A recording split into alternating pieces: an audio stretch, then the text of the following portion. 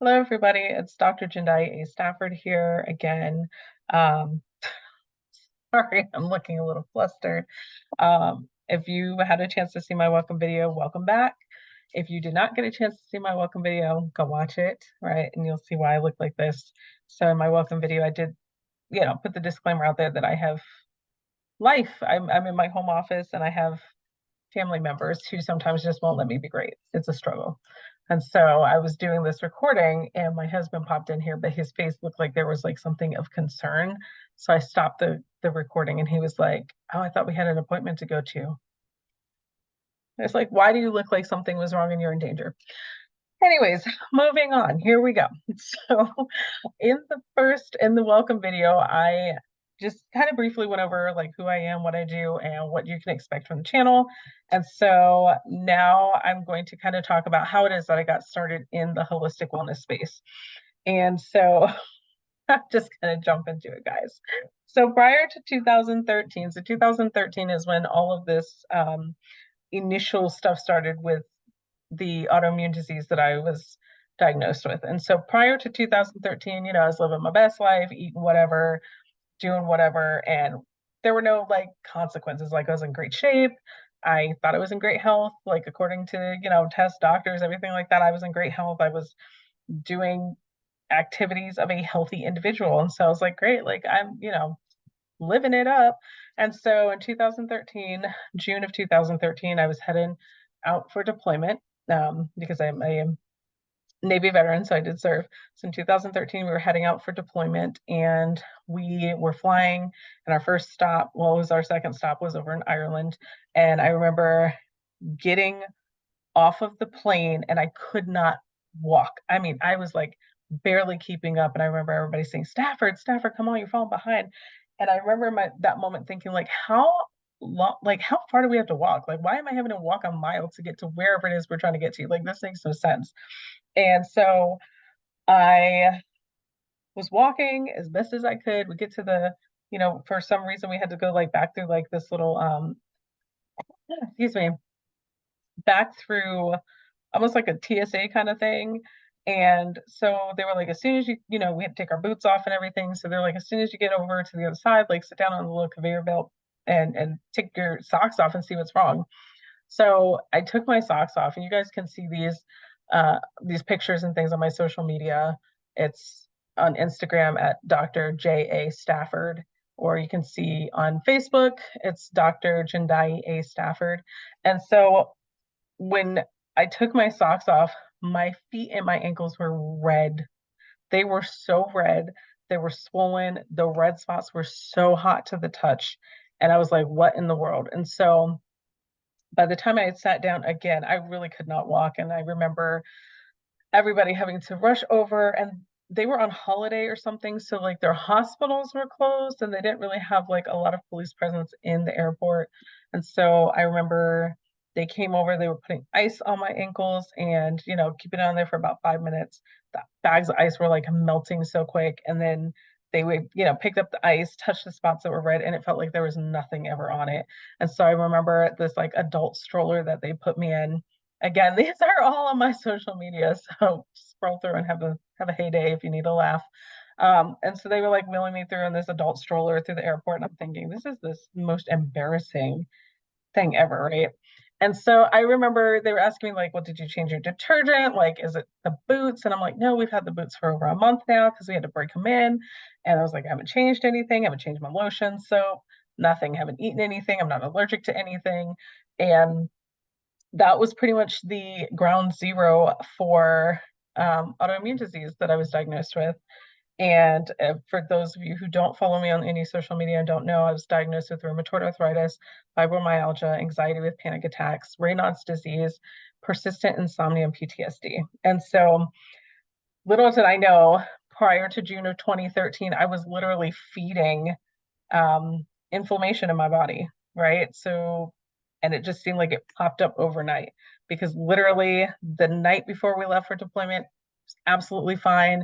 And as I go through like thinking about it in the past, there were definitely some signs that were a couple years out that were leading up to this whole huge inflammation that I was dealing with. But at the time, we just chopped it up as, oh, okay, it's a work issue or something.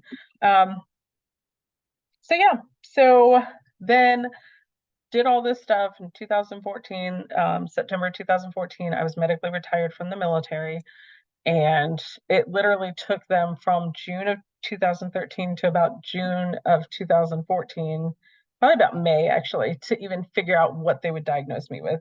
Because in order to be either processed out of the military or retired out of the military, you have to have a diagnosis when you go before the medical board. And I remember the doctor at Madigan, the base in Tacoma, Washington. And I remember the rheumatologist was like, I got your file. I looked at it and was like, this doesn't belong to me. He's like, um, I passed your file to the entire hospital. And it got back to me because everybody was like, I don't know what this is and I don't want it. So I was like, oh, that's really encouraging, guys. So yeah, so it took them almost a year to even give a diagnosis. And even, you know, months after I ended up retired out, and then years even after I retired out, they were still like, I don't know, this kind of looks like rheumatoid arthritis and kind of doesn't. We don't know what it is. We definitely know you have an autoimmune issue. So then they were like, it looks like lupus, it could be sarcoidosis. They really don't know. And still to this day, I guess technically they still don't know. And so when I ended up out of the military about, the September of 2014, I was just stacked on medication. And I think by the time 2016 got around, I was taking over 30 taking over 30 pills a day plus an injection. And I just remember I felt like a zombie. I did not feel like myself. And it wasn't until 2016 when I found out I was pregnant with my son, June of 2016. So something about June, right? So it wasn't until June of 2016 that I found out I was pregnant with my son that I was really like, okay, half these medication, like pretty much everything that I was on, um, there was like one medication that the doctors were like, oh, it should be fine. And that like should be was like, I don't know about that. So all the other medication were definitely like not safe during pregnancy. And so I just stopped taking everything, right? Um, hydrate. So I stopped taking all my medication. And while I was pregnant with my son, I really wasn't experiencing any symptoms of anything. Like I felt great actually. And so outside of like the smell of charcoal and barbecue making me sick. Like that pregnancy was great. And so I took that time to really start looking into holistic practices and things. And so then that's how I got introduced to Young Living, which is the company that I use for essential oils. Now, I'm not here to debate which oils are better. That's just what I was introduced to. So that's what I use. Right. And so that really, that was like, I had been researching the oils, but I didn't get started in the oils, I think, until like right around the time he was born. So that really jump started my entire the wellness that really kicked it off. And so I was like, oh my gosh, like essential oils can do so much for the body. Like what else can do so much? And so for me, even after I had my son, I was working as a marriage and family therapist. And I just remember saying, well, I don't want to take these medication because I'll be breastfeeding, it'll be going through the milk, passing to him. And so I continued to look into healthy, holistic, um, natural resources and treatments for dealing with everything, all the symptoms that I was dealing with, the symptoms and discomforts of everything. And that's what really led me on my journey. And then as I was starting to get some relief from certain things. I remember people who knew me in the military, they were like, oh my gosh, like the medication's really working for you. That's great. And I'm like, I'm not taking any medication, but I do feel really good. Like, thanks. And I just remember people coming out of the woodworks and they're like, well, what are you doing? What are you taking? What are you using? And I was like, oh, well, I started this, or I tried this. I tried to add more, more spinach in my diet, like the leafy green vegetables, or I added more dark berries and blueberries and things like that to my diet. And so, just small things were making minor changes in my health. And so that was like the light bulb went off, and I was like, you know what? There's really something to this. Like, and then it started doing more research because I was still in school. I had started my PhD program. I was doing a ton of research on this, and I was just like, you know what? I truly believe that everything that we need to heal our bodies has been placed here on this earth. God gave us everything that we need to be able to heal our bodies without having to use pharmaceuticals. And I just really truly believe that. If you don't or you disagree, that's fine. We can have a difference of opinions. You don't have to watch this channel. You can go on elsewhere where you find more um, cohesiveness, right? That's just what I believe, and that's what you're going to hear throughout this channel. So either deal with it or go somewhere. Love you still. So, road to recovery, it took me literally about 7.5 years to really start getting to the place where I was no longer having symptoms for the most part. Like I would have small symptoms from here, time to time, but those major symptoms was not having those anymore.